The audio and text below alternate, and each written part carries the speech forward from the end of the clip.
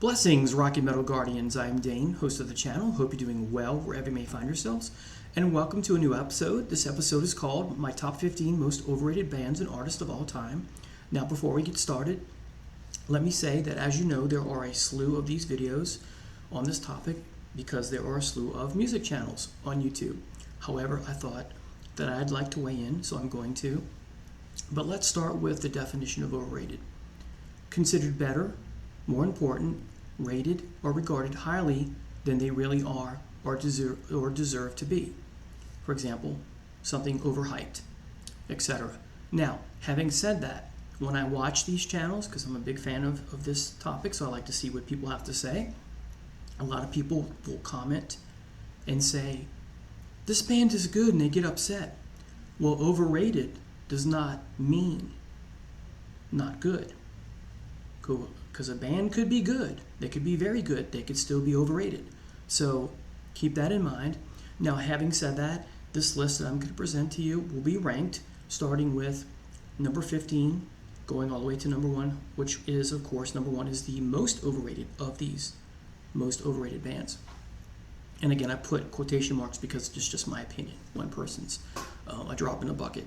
So, some of these bands on the list, I like some of their stuff. Some of these bands, I don't like anything or much at all. And some of these bands, I like quite a bit of what they have. Now, please keep in mind, this is just my opinion and my opinion only. Nowhere am I saying that any of this is fact or that this opinion is better than others. I'm not the grand arbiter of taste.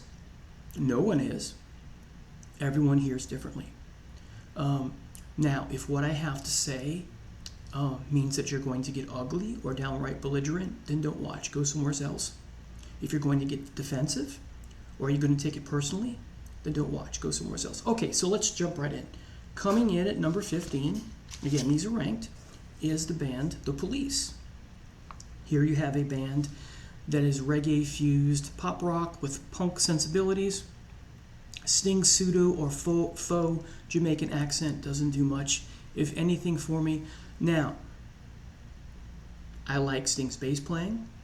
In some ways it's inspiring, but it's not enough. Summers plays mostly a Telecaster, which I think is an overrated guitar. You'll sense a theme here. I'll speak more of that and why later on. There are some exceptions to that Telecaster concept. That's just my opinion only, but more on that later. While you could argue, and you would be right, that much of what The Police does on paper with respect to music notation is complex, it doesn't sound complex. With the exception of Copeland's drumming, there's a certain panache that he has. I respect all three of these guys as musicians, especially Copeland, but it just sounds way too simple, and simple is not my cup of tea.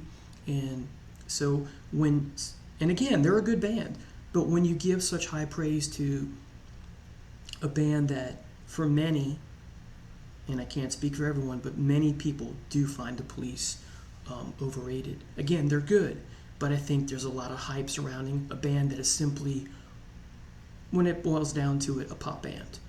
Every little bitty thing she does is magic. Not very, top 40 hit, not very inspiring, if you ask me. For me personally, most top 40 songs, pop, there are exceptions, commercial stuff is not inspiring. It's run-of-the-mill, that kind of thing.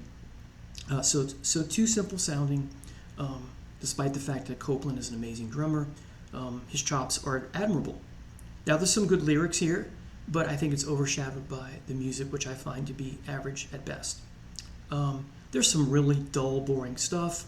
Just some examples: Invisible Sun, Demolition Man, King of Pain, Every Breath You Take, just to name a few. An even more duller song is Behind My Camel, which won a Grammy in 1982.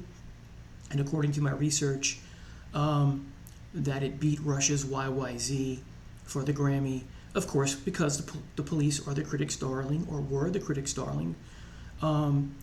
Rush YYZ is miles and miles ahead of Behind My Camel. Behind My Camel is like really short, and it's just kind of this droning instrumental noise. It doesn't go anywhere. So make of that what you will. So number 15, The Police. Number 14, Green Day. I find the vocals annoying, as you'll see with my number 1 pick. The vocal phrasing is just not my cup of tea. It's not very punk sounding to me, especially once you start with Dookie. It's more pop punk, commercial mediocrity. Most of the songs, if not all of them, sound the same. Some of the songs are silly and goofy. You know, I Was All By Myself, that whatever the name of that song is. It lacks soul, it lacks punch, it lacks resonance, it lacks spirit. And like another band I'm going to mention, the number 1, the lead singer. You know, why do punk rock vocalists have to make these annoying faces? Is that part and parcel of the punk shtick? Just doesn't. I don't get that. Anyway, and it maybe it's part of the lyrics or the vocals rather. It ties to that annoying phrasing and vocals of Billy Joe. If I think I got the name right. See, not a big fan. All right, number 13 is Bon Jovi. So after their first 2 albums, which as a high schooler I was quite fond of, especially Runaway and In and Out of Love, which is on the second album, Runaway of course on the first. They're not selling very well, or they're not selling what they wanted to do. So the band turns to Paul Stanley of Kiss for help, who suggests go see and talk to Desmond Child, and it was history after that. For those of you, that's a good thing. For some of us who don't like the commercial pop-oriented sounds of hair metal, it's a bad thing. Now, I like hair metal, but to me, this is not metal whatsoever. So, as I said, the rest of, as they say, is history. It's commercial power pop, light on the power. That, whoa, I cannot stand that kind of stuff. Listen to Belinda Carlisle's Heaven on Earth. That sounds like a Bon Jovi song. Or Bon Jovi sounds like Belinda Carlisle. So, again, it's just terrible in my opinion. And essentially what we have here is, as one of the bands you'll see later on this list, Sooner Than Later, I believe, is Bon Jovi and teaming up with Desmond Child is catering to the female demographic, right? So, because heavy music, for the most part, if you look at the research and statistics, is not something women gravitate towards a lot. A big sticking point with me is when it comes to females, I'm attracted to women who have the same or similar music taste. And then also if they bring something new to the table that I haven't heard before, and it might be something that I like, and of course that's important as well. But for the record, it's hard for me to maintain a relationship with someone who doesn't like the same taste in music that I have. So I would never never say never, right? But I would hardly, I don't think, date someone who was into mostly commercial music and that's it. If they branched off into other waters, and it's just my cup of, it's just who I am as a person. So anyway, getting off track a little bit here. Number 12 is, so Sooner Than Later. Number 12 is Def Leppard. So, first album has some good songs on it, like Wasted, Hello America, and there's some other tracks that are wonderful. I would say overall, I would give this album a B-. Martin Popoff, the great music critic, has described Led Zeppelin's first album, their debut, as a demo for Led Zeppelin 2. I'm not quite sure I agree with that, but with Def Leppard's first album, I think that description of Led Zeppelin fits Def Leppard better. I think On Through the Night is a demo, in many ways a demo, or setting the stage for the greatness that is High and Dry, a great heavy record. There's one ballad, right, or two. Pete Willis's guitar tone, I've said this so many times on the channel, is just amazing. When I was in high school, I thought maybe this would eventually have been what Led Zeppelin would have sounded like had they not broken up. And in that sense, since they did break up, Def Leppard, look at the phonics of the title of the band, right? The name of the band, Def Leppard. It's misspelled like Led Zeppelin, has the same pronunciation with respect to vowels and consonants. There's a term for that in linguistics. I can't think of it right now, but to my ears when I'm listening to this as 14, 15, and 16 years old with their first three albums, Led Zeppelin I thought would be the heir apparent to Led Zeppelin. Nope, because you get Hysteria, which I'll talk about in a minute, but Pyromania is good, not as great as High and Dry. And yes, Pete Willis does play on a few tracks, but I understand why he left the band to fix his life, because he was struggling with alcoholism, and it's great, but that guitar tone, right? So amazing. And then you get to Hysteria. Okay, it's well documented that this is when they're going into that more commercial waters, because like Bon Jovi, they realized, hey, we can make a whole lot more money if we cater to the female demographic and throw the heavy stuff out of the way, or get rid of it. Excuse me. This is well documented that they had backstage passes for the groupies and the females, and on the laminated thing. I remember this from Behind the Music on VH1, I believe, or an interview. It was a smiley face emoji on the backstage passes only females got, and on the smiley face, one of the cheeks was blown up. If you get what I mean. So it was about getting lucky. So writing songs that cater to hopefully influencing women to come to the show and getting lucky. Next, this is not glam.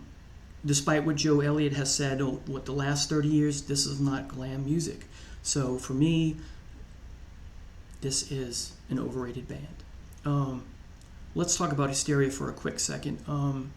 You have the title track, Pour Some Sugar on Me, which essentially sounds like something that belongs in a club where gentlemen go, but gentlemen don't go there, if you get my drift, and Love Bites. These songs are all soul-sucking swill, to quote my brother-in-law. That's not the term he's used to describe this band, but that's the term he's used to describe the band Coldplay, and I would agree. And then Adrenalize is just worse. Again, commercial pop nonsense or just commercial music doesn't do much for me. So they lost their edge. I'm out at this point. I tried every album, even the latest one, Diamond Star Halos. Nothing I felt has the resonance of those first three albums. All right, next is Pearl Jam, number 11. Although not literally, they are, to me, a one-album wonder. They have a slew of albums in their discography, but there's nothing like that debut. I like one song on the second album, and that's Go. You have, also on that second album, Versus, Elderly Woman Behind a Counter or something like that. This is where they're going into Americana waters, because they got so influenced by Neil Young. You have the Mirrorball collaborative effort that's very going into that same type of feel, that Americana vibe, right? Then you get bubbly stuff like the cover of, I don't know the name of the song, but the lyrics are, part of it is, Where, oh where will my baby be? Just yuck right off the bat. And there's only one other song I like after the song Go, and that's Do the Evolution on the Yield album, which had promise, but not much to like there for me personally. The new album's okay, nothing to rave about. I'm not going to pick it up. I am going to listen to it a couple more times. A friend loaned it to me. He's a big Pearl Jam nut. He's got the Funko Pop with the band and all. But Pearl Jam just, it's like they're trying to redefine themselves over and over again with each new album, and sometimes this works and sometimes it doesn't. David Bowie, it works. Here, it doesn't work. So Pearl Jam, number 11. Coming at number 10, no surprise, Red Hot Chili Peppers. I remember being in high school, and I got this mail order catalog.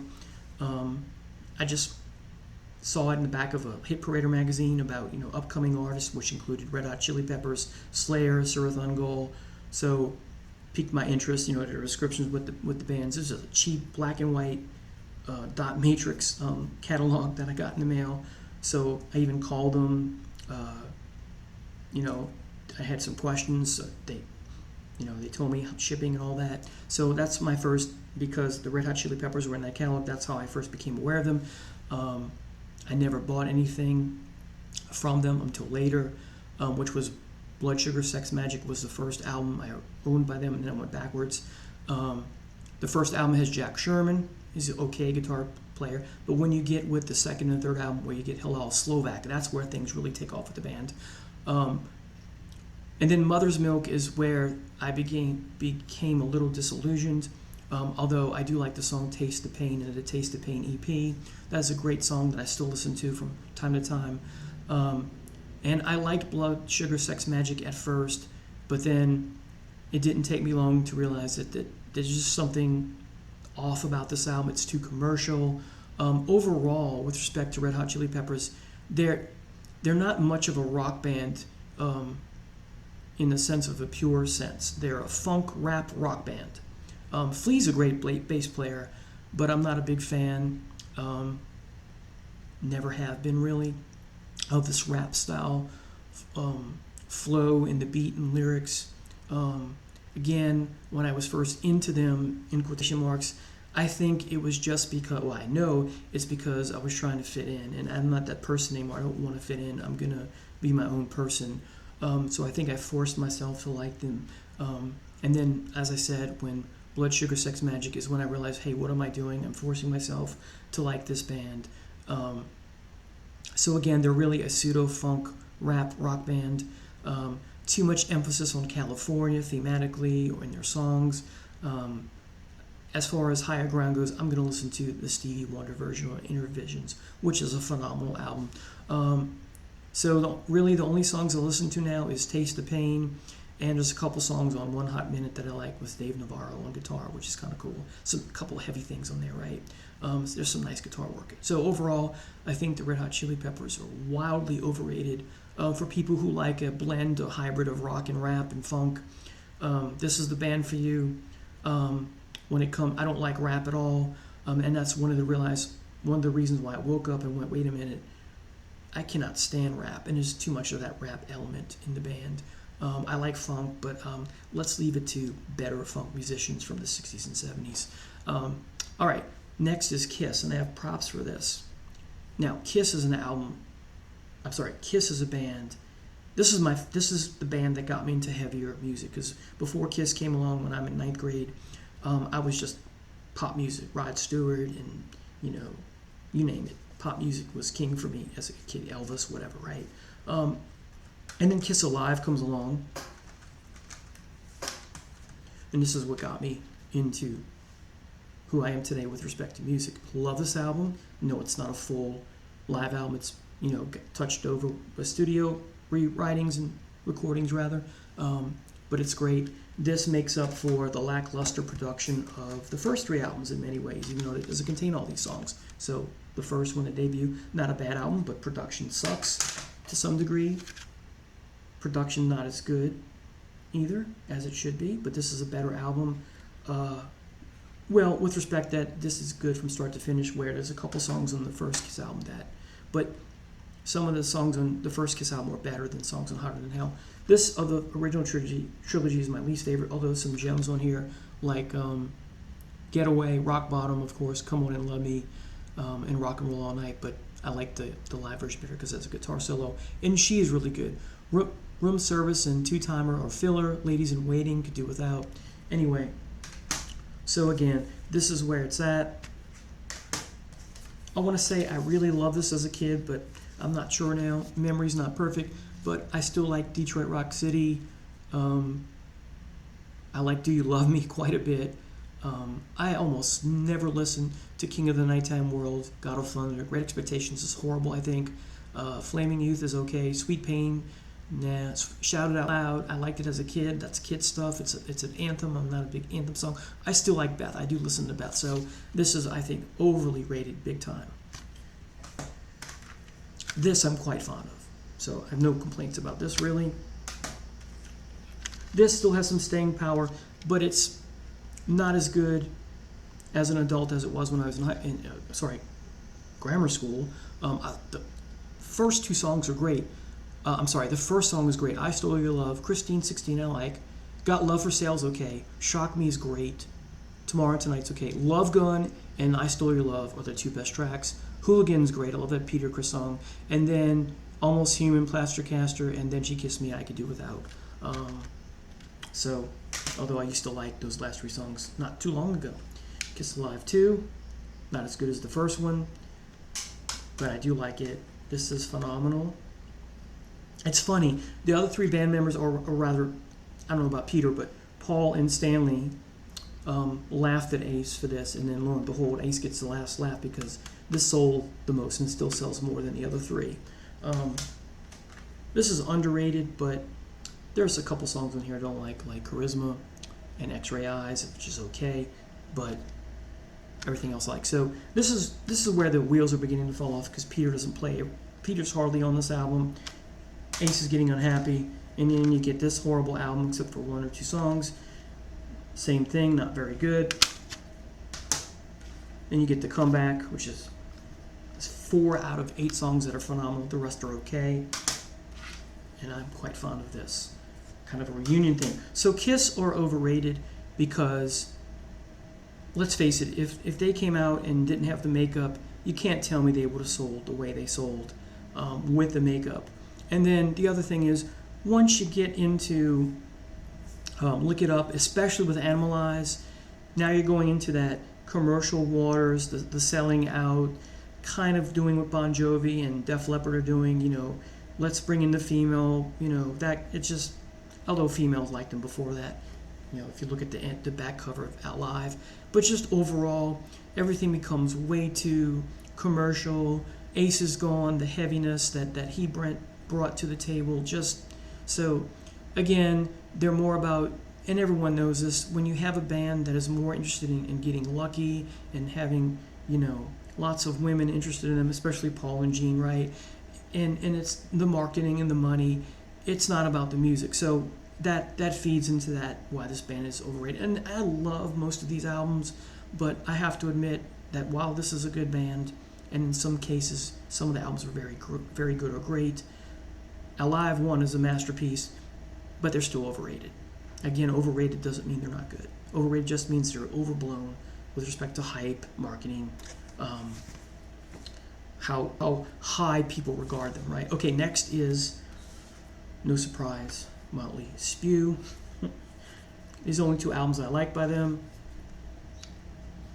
Now, when this first came out, it was on Leather Records, and a lot of the songs that are on here that were acoustic were electric and vice versa. You get this. There's one or 2 songs on here that's filler. I like pretty much everything on here. But then you get to Theater of Pain, which Vince Neil on record told Doc McGee, the manager, and us, right? It's even in The Dirt, the movie, that Theater of Pain sucks. Come on, you're doing Brownsville Station, and then you go to this kick-ass heavy band with, songs like Live Wire to dun dun dun dun dun dun dun dun. When you bring the piano in, and then the piano's okay, and I get that, like Kiss with Beth, it's part of being a rock band. You're going to have at least one slow song on one or more albums. That's part and parcel of what, Changes, Black Sabbath, Volume 4. I look forward to that. But you veered away from your fan base, your original fan base. You went the Bon Jovi route. You went the Def Leppard route. You went into, hey, let's market towards the girls. Girls, right? No punch on that much at all to me. It's way too commercial. It's overblown. So, Smoking in the Boys' Room, also Theater of Pain. What were you thinking? Anyway, so I have to say this. When it comes to Dr. Feelgood, the song, I love the intro. Mick Mars is the saving grace on the band. There's some great guitar work on most of what's in their discography, but it's not enough to save the band for me, and therefore, to me, they're still overblown and overhyped. The way that Neil phrases the chorus on Dr. Feelgood, all right, that's annoying. I remember my brother-in-law tell me, oh, have you heard the song Kings of Los Angeles? I'm like, yeah. It's this great song, right? And he was nonplussed by the fact that I was uninspired by the song. So anyway, to each his own. So Motley Crue coming in at number 8. So let's recap. Number 15, The Police. 14, Green Day. 13, Bon Jovi. 12, Def Leppard. 11, Pearl Jam. 10, Red Hot Chili Peppers. 9, Kiss. 8, Motley Crue. Coming in at number 7 is Nirvana. I love half of that debut, which there's some heavy stuff. I mean, Negative Creep sounds like Motorhead. It was a great song. The EP Blue was fantastic. And then you get to Nevermind. And I have to admit, I was on board for the song Smells Like Teen Spirit at first. But then that it was a novelty song for me. The novelty wore off. The shiny object that my cat will play with wears off, right? The catnip, right? There's a video on YouTube called "When Nirvana Rips You Off," and what this video is about rather is how Nirvana was influenced by bands like the Pixies, etc., to moving away from the hard and heavy stuff on the first EP and the first album to do this thing where they go from heavy to soft. It Smells Like Teen Spirit. The Pixies, in that video, it gets the most of the credit for that. There are other bands that are mentioned, so check that video out. But I have to say, newsflash, this goes all the way back to Led Zeppelin with Babe, I'm Gonna Leave You, except it's different. It's almost the same thing. I mean, it's a little different. So with respect to Pixies, Nirvana, etc., check out the video. Again, it's called When Nirvana Rips You Off. These bands start off in the song structure is going from heavy, then to light, then to heavy to light. Well, Led Zeppelin just did the opposite. They went from light to heavy in songs like Babe, I'm Gonna Leave You. So you can say maybe the video should be called When Nirvana Rips You Off and emphasize Led Zeppelin instead of the Pixies. But the Pixies are more alternative rock, so it goes well with the Nirvana shtick, right? So again, Nevermind, kind of mediocre and droney and bland. Come As You Are never did much for me. And then In Utero, I don't like at all. Now I do like, since I'm a Bowie fan, I like Kurt Cobain's or Nirvana's cover, The Man Who Sold the World. But anyway, so Nirvana coming in at number 7. Number 6 is Bruce Springsteen. Putting aside his I'm a musician for the working man or average guy, which is a load of BS because he's a hypocrite because all the money he makes by charging people $5,000 for a ticket. Let me go to a quote that someone said about Bruce Springsteen in the E Street Band, and I read this recently on YouTube. Someone was talking about Bruce Springsteen in some capacity, and someone put in the comments, for a band usually or often that has 3 guitarists, I'm not hearing much in the way of guitar. And I thought to myself, wow, I've been thinking about this since I first heard Bruce Springsteen. You have 3 guitars, and yet I'm not hearing much in the way of guitar. Think Coldplay, think, U2, right? There's a guitar player, but it doesn't really hold much of the spotlight, if at all, right? There are other things that get in the way, who knows, but, and then a second quote would be, or rather a story that has Eddie Trunk. This is a couple years ago. I'm watching a YouTube video. I don't follow him every day, but once in a while I'll turn to Eddie Trunk's channel or channels, and he's talking about how someone gave him tickets to go see Bruce Springsteen, and he says, well, I don't know if I'm going to go see them. I don't know if he ended up going to see them or not. 3-hour show, right? He said, the type of music I listen to has to have some crunch to it, and that's how I feel for most bands, if we're talking about rock music. And so when it comes to Bruce Springsteen, I think he's overrated, not just because his music lacks crunch, but there are other things. For example, if you take the album Nebraska, he's doing this Bob Dylan thing in the sense that there's just way too much harmonica. If you think about certain instruments, like the flute and the harmonica and the mandolin, that REM album, way too much mandolin, right? If you're a rock band and you go overboard with certain non-normal rock instruments, it kind of takes away from your interest. If you're a rock fan like I am, you want you want a little bit of flute, a little bit of harmonica, a little bit of mandolin, but if it's oversaturated, is it really rock music, right? That's just my opinion. You want these in small doses. At least, I'm sorry, I don't want to speak for anyone. I want them in small doses. I don't know, a lot of people are turned off by an oversaturation of flute, sax, etc. Let's talk about saxophone. Too much. Now, there's no question that Clarence Clemens and the new guy, they're talented saxophone players. But, as I said, it's too much. And having a saxophone in music like that sounds dated. Sounds like you're a band from another era. 50s and 60s, right? My dad told me at a young age when he was growing up, if a band didn't have a horn, a saxophone, whatever, some sort of horn, whether one person or a section, then you didn't go see them. That was the order of the day. But 70s rock with sax and further on down the line, and then UFO starts to incorporate sax and when they get to the Wild, the Willing, and Innocent, some great songs in that period. But the sax stuff, I don't listen to much. It's just, why did you want to go down the road and start sounding like Bruce Springsteen? You're UFO. You're supposed to be hard and heavy, right? So I thought to myself, UFO, what are you doing, right? So now, tied to this, is the Telecaster the problem? I'm not saying it's an awful guitar, but there's something lackluster about it.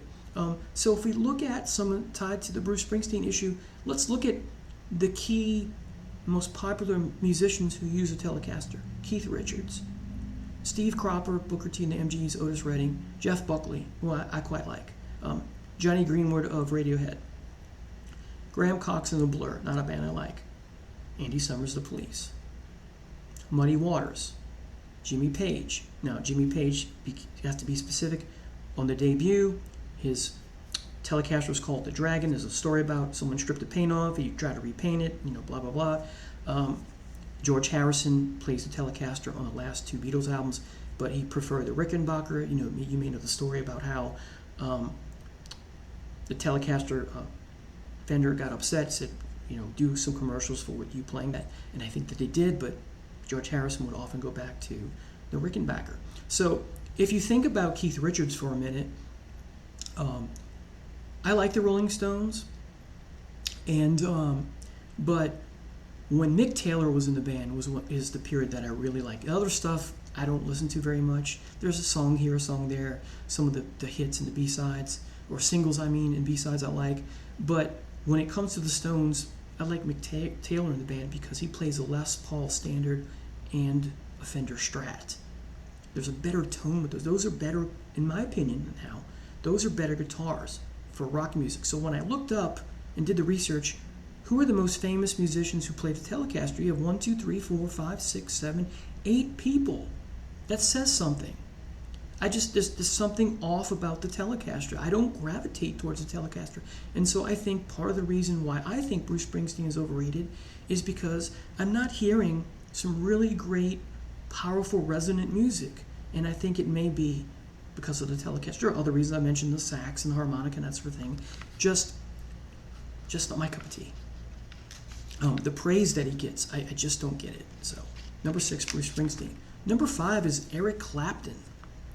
When he was in Cream, he has some really heavy stuff, now don't you? But at the same time, he has some stuff that's pretty lackluster or commercial, like is a song called Sleepy Time or something. And there are other songs like that's just kind of like, but there's some really cool, heavy stuff, especially those live albums. There's a part 1 and part 2. I listen to those back to back all the time. They're magical. Cream, a better live band. So they have some heavy, bluesy stuff that's just inspiring and downright phenomenal. But then, like I said, some of the stuff is just like, what? And I'm going to have to agree yet again with the great critic Martin Popoff. Speaking of the Cream catalog, which is of course very short, he says some of it's just not that heavy. We used to think it was heavy, and when we listen to it now, we go, not so much. There is some of that, but there's a lot of stuff that's heavy. What's ironic or hypocritical is that Clapton leaves the Yardbirds because they're moving into more pop waters, and he didn't want that. Then he goes solo, and he does the same thing. Most of it's very drab, lackluster, unexciting, uninspired. There's no resonance, or not much, or it's too short. They're like blips of songs where there's some cool resonance, and then it's back to being bland and mediocre. Lacks energy, lacks punch. It's mediocre, it's average. I remember pouring through his catalog years ago going, let me give this guy a second chance. Let me listen to everything. So I went by my friend's house. He downloaded everything he had the Cream stuff already. So every night I would listen to one album, and that took a while to get through that, right? Here are some of his most famous songs. I Shot the Sheriff, so he's doing reggae. After Midnight, okay. Let It Rain, Willie and the Hand Drive, Swing Low, Sweet Chariot, really? Lay Down Sally, Wonderful Tonight, So commercial. All these songs are pop songs at best. Not much. Where's the blistering soloing that we remember from Cream? Nowhere to be found, almost. I like the song Cocaine because it's a great message about how to stay away from drugs, right? And that's all I'll say. I don't want to, yeah, that's all I'll say about that. So Eric Clapton, number 5. Next is The Who.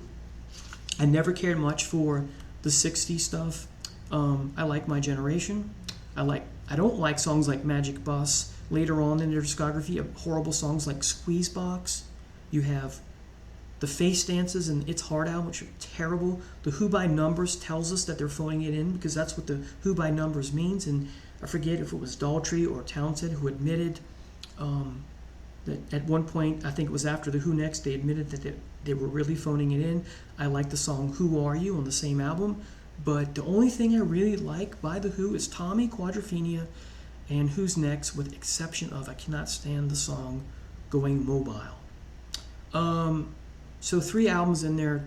They have 12 or 13 albums in their discography, and there's some cool live stuff.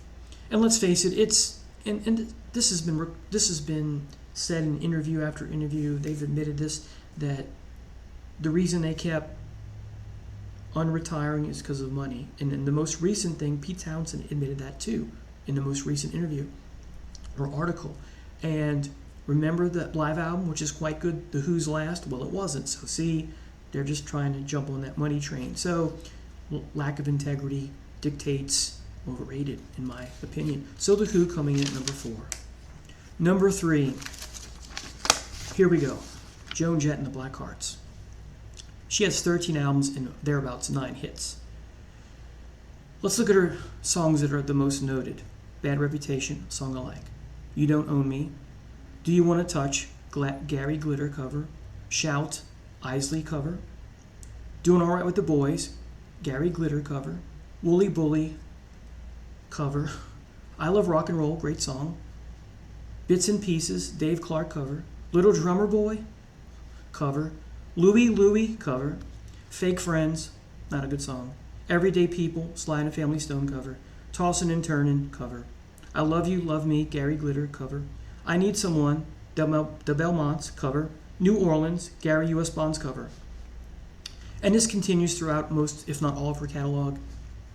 So, she leaves the Runaways, and I love the Runaways. And she does a couple of remakes of those in some of her albums, which are okay, but not as good as, compared to the Runaways,